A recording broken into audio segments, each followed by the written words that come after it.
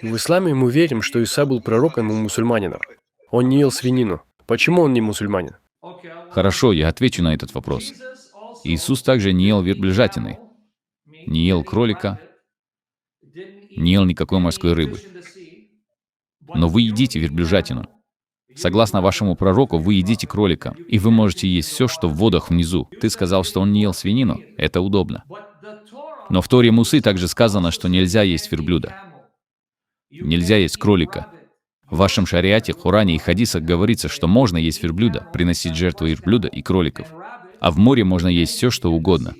В Торе сказано, нет, вы не можете есть ничего, что находится в море. Итак, Иисус не ел верблюда, а ваш пророк ел верблюда. И Иисус также соблюдал субботу. Соблюдал ли Мухаммед субботу? Нет. Поэтому я знаю, что любят делать мусульмане. Они пытаются показать, в чем Иисус похож на них, но они игнорируют различия.